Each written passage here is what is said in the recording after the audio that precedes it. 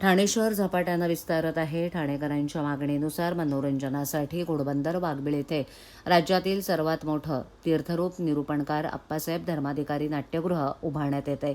सुमारे 2500 प्रेक्षक क्षमतेचं हे नाट्यगृह सांस्कृतिक क्षेत्रासाठी एक मोठी देणगी ठरणार आहे, अशी माहिती परिवहन मंत्री प्रताप सरनाईक यांनी पत्रकार परिषदेत दिली. या नाट्यगृहाचं भूमिपूजन पालिकेच्या निवडणुकीपूर्वीच करण्यात आलंय, परंतु निधी अभावी या नाट्यगृहाचं काम रखडलं होतं. आता राज्य शासनानं या प्रकल्पासाठी एकूण 138 कोटी रुपयांचा निधी मंजूर केला असून त्याचा कालच शासन निर्णय काढण्यात आलाय. पहिल्या टप्प्यात 85 कोटी तर दुसऱ्या टप्प्यात 53 कोटी रुपयांचा निधी वितरित करण्यात येणार आहे. सुमारे 7300 चौरस मीटर क्षेत्रफळावर उभारल्या जाणाऱ्या या नाट्यगृहात 2500 आसन क्षमता असेल. त्यामध्ये मुख्य सभागृहात 1600 आसन तसंच 2 बाल्कनीत प्रत्येकी सुमारे 450 आसनांची व्यवस्था असणार आहे. विशेष म्हणजे रंगमंचाची उंची ही गडकरी रंगायतांपेक्षा तब्बल 12 मीटर अधिक ठेवण्यात येणार आहे, ज्यामुळे भव्य नाट्यप्रयोग सादर करणं शक्य होणार आहे. नाट्यगृहाच्या परिसरातील सुमारे 60% जागा मोकळी ठेवून सुमारे 2000 चौरस मीटरचा प्रशस्त प्लाझा उभारण्यात येणार आहे.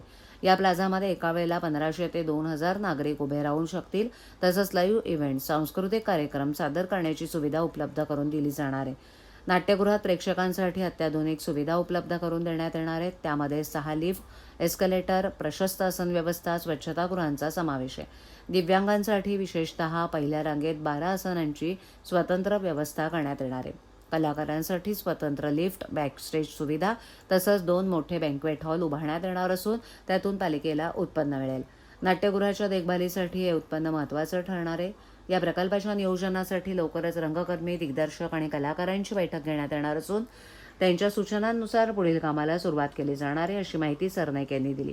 हे नाट्यगृह केवळ ठाण्यासाठीच नव्हे तर आपल्या राज्यासाठी सांस्कृतिक वैभव ठरणार आहे, असा विश्वास त्यानिमित्तानं सरनाईक यांनी व्यक्त केला.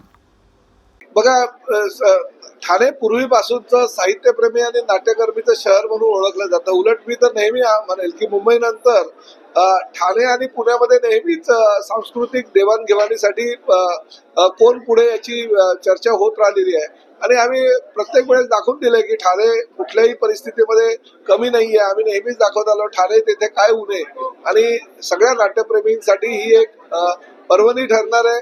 आणि शिवसेना आणि एकनाथ शिंदे साहेब फक्त घोषणा करून थांबत नाही, ती याची पूर्तता करतात. खरं तर आम्ही हे 3 महिन्यापासून सगळं आमचं चालू आहे, परंतु आम्ही लोकांपर्यंत आणलं नव्हतं.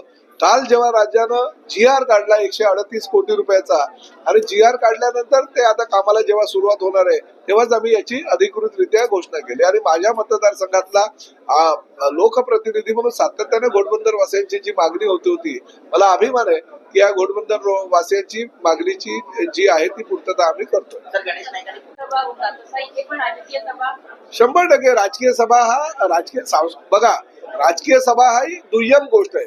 आमच्या दृष्टीनं नाट्य रसिकांना पर्वणी देणं, आणि प्रामुख्यानं काही मोठ्या मोठ्या संस्थांचे कन्व्हेन्शन होतात, त्या आपल्याकडे मोठं कन्व्हेन्शन सेंटर नाही.